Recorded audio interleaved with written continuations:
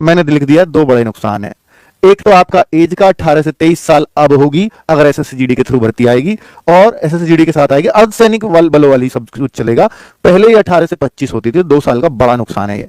हम एज में छूट मांग रहे हैं, रिलैक्सेशन मांग रहे हैं, बराबर बच्चे लगातार रिलैक्सेशन के लिए लिखते हैं एज में छूट करवाओ, हम लोगों से बोलते हैं, और यहां एज का घटा दोगे आप, ये कैसे पॉसिबल है ना? ये तो बहुत ही बड़ा इनजस्टिस हो जाएगा। दूसरा, हाइट आप 170 सेंटीमीटर ऐसे आपने कर दिया एसएससीजीडी वाली।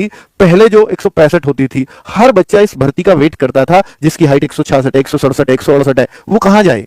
वो तो इसी भर्ती पे डिपेंड था, और आज तक अगर आपका काम चल रहा था तो अब क्यों नहीं चलेगा?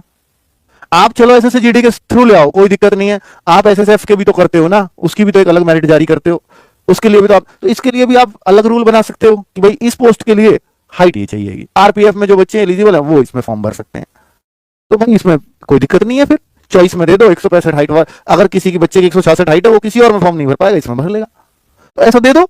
क्यों जरूरी थोड़ी सिमेट्री रखा जाएगा सबको?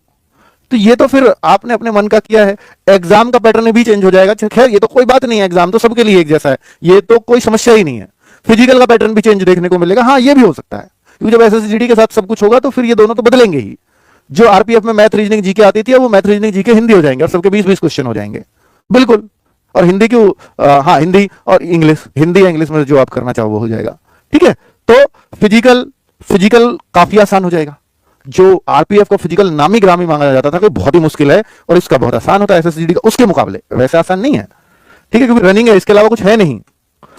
तो भाई इस बार से ही ये बदलाव आएंगे? हाँ बिल्कुल, समय से नोटिफिकेशन निकला है गजट का ये, तो बिल्कुल इस बार से ही बदलाव करने की तैयारी है। जो एसएससीजीडी की नवंबर में वैकेंसी आ रही है, उसमें आरपीएफ का जिक्र देखने को मिल सकता है। इसमें कोई दिसंबर जनवरी नहीं होगा। अगर एसएससीजीडी के साथ आ रही है तो नवंबर में आ रही है, तो उसके साथ ही ये भर्ती आपको देखने को मिल जाएगी। मान लीजिए पहले एसएससीजीडी 10-15 नवंबर के आसपास निकालने वाले थे, अब वो 20-25 नवंबर चली जाएगी बस, और एसएससीजीडी के साथ ही ये भर्ती आएगी। कब आएगी? क्लियर हो गया, ये बदलाव इसी बार से होंगे। भर्ती आपकी नवंबर में आ रही है। क्या बदलाव रोके जा सकते हैं? ये सबसे बड़ा सवाल है कि अब इतना आगे बढ़ चुके हैं, गजट का नोटिफिकेशन निकल चुका है, अब तो कोई, मुझे नहीं लगता कि कुछ रोकने के कोई चांसेस हैं। भाई हो सकता है, मंत्रालय के हाथ में सब कुछ है, उन्होंने किया है तो डिसीजन वापस भी हो सकता है। इसके लिए फिर आपको क्या करना होगा, जल्दी से जल्दी अपना विरोध जरूर, क्योंकि बच्चों से कोई सलाह तो ली नहीं गई, किसी एस्पायरेंट का कोई इसमें राय तो है नहीं, तो आप अपनी मर्जी से तो कुछ भी नहीं कर सकते। यहां एस्पायरेंट जो लगातार इसकी तैयारियां कर रहे हैं कई सालों से, तो उनकी कुछ तो आपको सुननी चाहिए।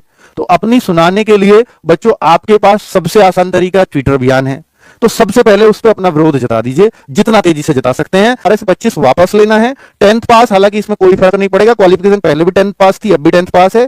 यहां जो फर्क है ना मेनली, वो 165, 170 अब, और ये फीमेल, ये तो सेम ही है, फीमेल में तो कोई फर्क नहीं पड़ेगा। एसटी में जो पहले 160 होती थी, वो अब 162.2, क्योंकि एसएससीजीडी के हिसाब से होगा। एसटी फीमेल 152 और 150। पहले यहां एससी को भी छूट थी 165 से फिर नीचे, मतलब जो पहले छूट थी वो यहां केवल एसटी को नहीं थी, एससी को भी थी, और यहां केवल अब एसटी को मिला करेगी, एससी को मिलेगी नहीं, एससी को 170 ही आना होगा, ठीक है। तो कितना बड़ा बदलाव है ये आप देख सकते हो, और जो बच्चों के हित में तो नहीं है। ये अब आपको फिजिकल में भी चेंजेस देखने को मिल जाएंगे। फिर अगर सब कुछ एसएससीजीडी की तरह हो गया तो फिर तो मतलब रनिंग वगैरह भी ये हो जाएगी, है ना, और लॉन्ग जंप, हाई जंप सब खत्म हो जाएंगे, क्योंकि एसएससीजीडी में तो लॉन्ग जंप, हाई जंप होते नहीं। ये पहले एग्जाम होता था, अब एग्जाम की रूपरेखा इस तरह की हो जाएगी। नेगेटिव मार्किंग 1/3 थी, 1/8, इसमें कोई समस्या नहीं है। एग्जाम आप चाहे जैसा कर दीजिए, वो सबके लिए एक जैसा है, सबको बराबर अपॉर्चुनिटी है वहां पर।